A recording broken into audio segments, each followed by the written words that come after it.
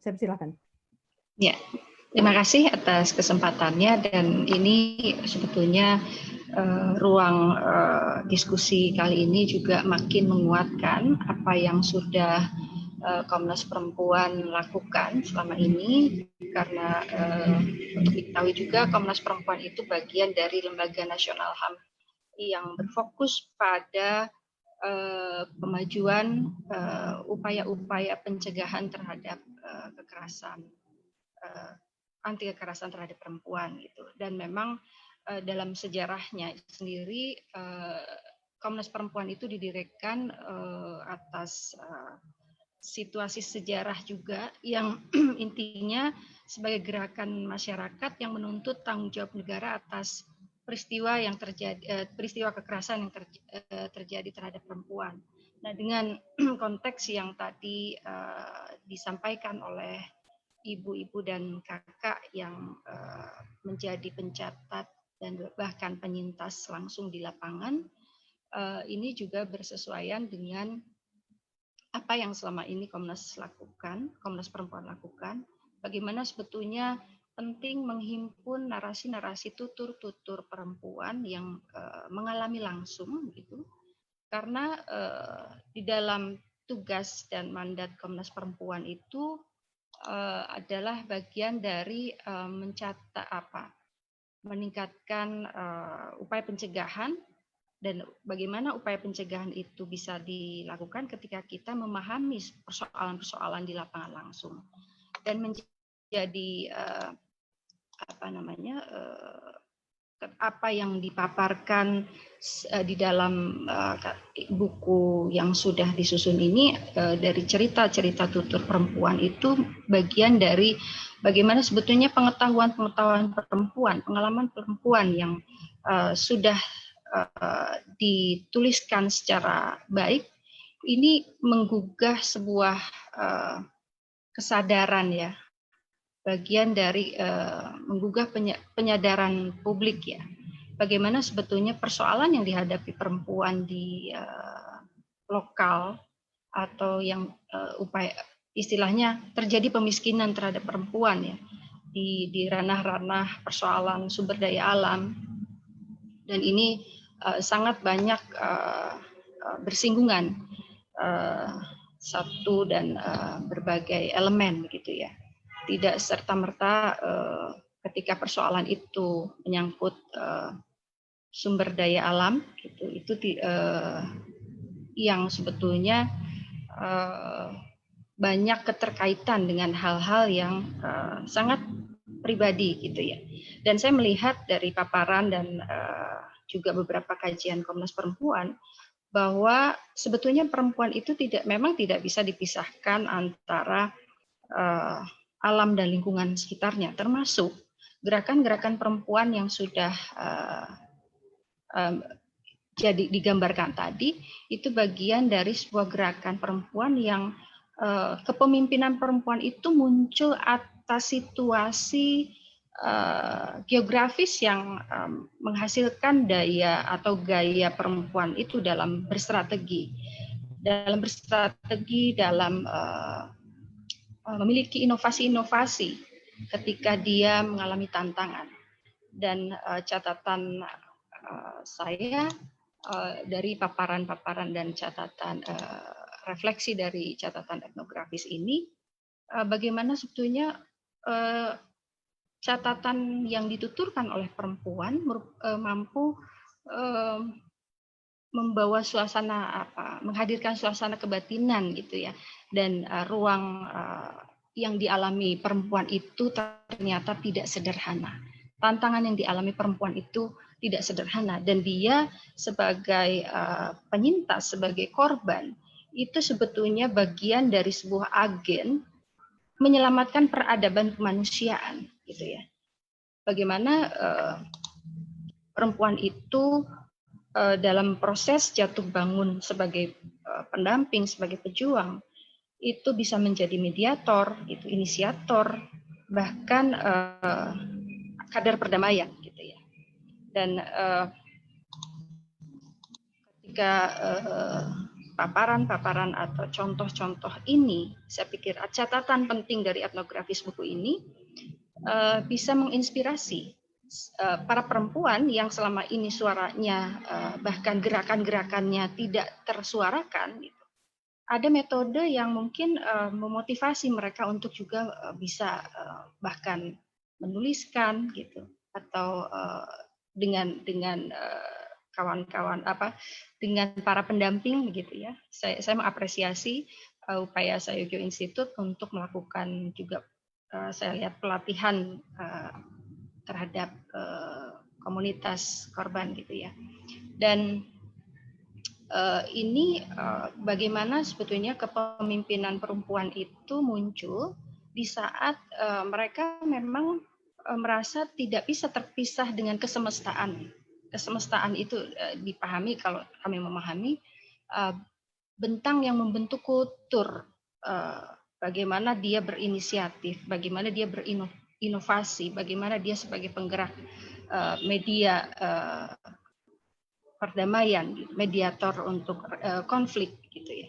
Dan cara-cara yang beraneka ragam yang dilakukan oleh perempuan itu juga hasanah pengetahuan yang luar biasa yang bisa dibagikan sebagai inspirasi para perempuan Indonesia sebagai pejuang di lingkungannya masing-masing.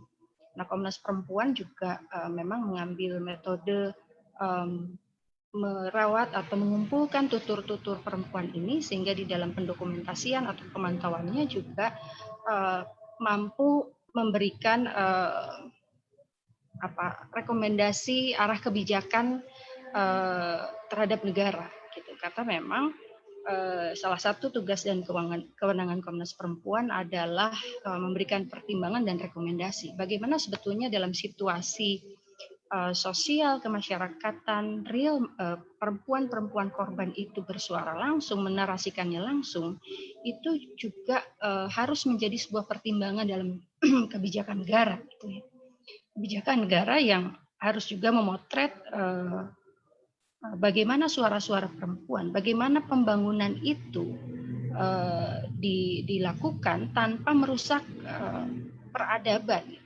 Ini kan persoalan ini atau gerakan perempuan ini sebetulnya ingin mengukuhkan rantai kehidupan, mengutuhkan kembali ya rantai ekosistem kehidupan, rantai ekosistem lingkungan dan kebudayaan untuk lebih utuh kembali meskipun dengan proses yang cukup lama ketika misalnya perusakan ekosistem.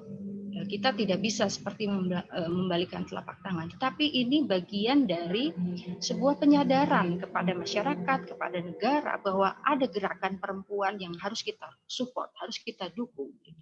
Dengan catatan-catatan inilah saya kira menjadi penting untuk bisa juga dipahami oleh para pengambil kebijakan. Dan kalau di Komnas Perempuan itu kami biasanya memang bersinergi dengan dan bermitra dengan forum-forum pengada layanan gitu di beberapa tempat yang terjadi kasus-kasus konflik, bagaimana juga pendampingan secara langsung juga dilakukan oleh mitra-mitra kerja kami gitu. Jadi kita berharap dan sangat mengapresiasi catatan-catatan yang terserak ini mengumpulkan narasi-narasi tutur perempuan yang menguatkan bahwa memang terjadi pemiskinan perempuan secara sistematis, terstruktur dan masif yang juga harus dipahami oleh para pengambil kebijakan gitu ya. Bagaimana mereka punya berempati bahwa perempuan juga bagian dari kader perubahan, bagian juga penyelamat peradaban kebangsaan kita. Dengan beragam kasus dan beragam upaya inovasi yang sudah dikontribusikan oleh para pejuang atau para penyintas di berbagai wilayah ini menjadi suara yang cukup kuat gitu ya. Bagaimana arah kebijakan pembangunan, bagaimana arah keberpihakan terhadap dukungan terhadap pengarus utamaan terhadap perempuan gitu ya, yang harus terlibat dalam berbagai keputusan atau kebijakan pembangunan gitu. Mungkin itu dari saya, karena pada intinya kami sangat mengapresiasi catatan-catatan narasi ini, dan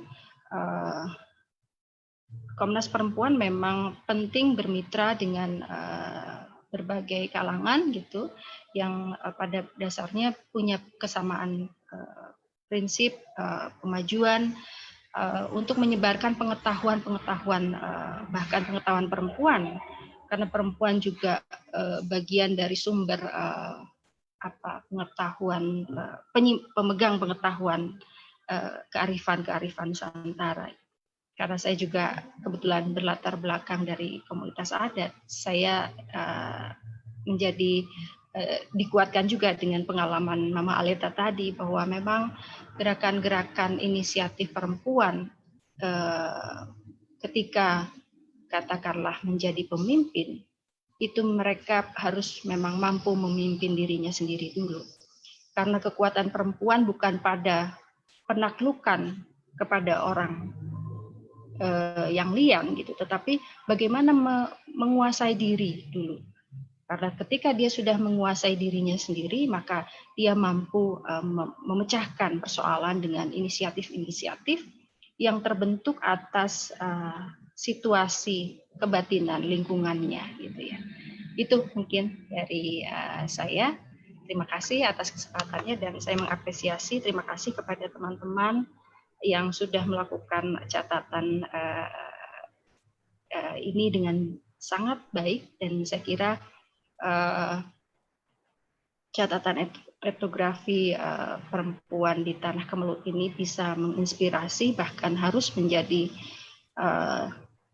salah satu rujukan ya, bagaimana potret utuh dari perjuangan para perempuan yang ada di seluruh Nusantara.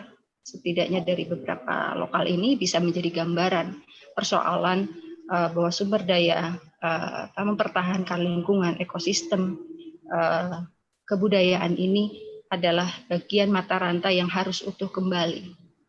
Dan kita juga harus mungkin bersama-sama, kita juga akan menghadapi, karena Undang-Undang Minerba itu juga sudah diketok palu gitu ya oleh DPR, dan ini akan menjadi tantangan berat bagi kita ke depan, terutama juga yang akan terdampak bagi perempuan, masyarakat adat, karena ternyata arah pembangunan atau kebijakan arah pembangunan yang masih dijadikan landasan bukan pada pembangunan yang pemulihan peradaban atau kemanusiaan, menghormati kemanusiaan, tetapi lebih pada kepentingan-kepentingan kapitalis yang bermain di situ. Terima kasih, selamat sore, salam Nusantara.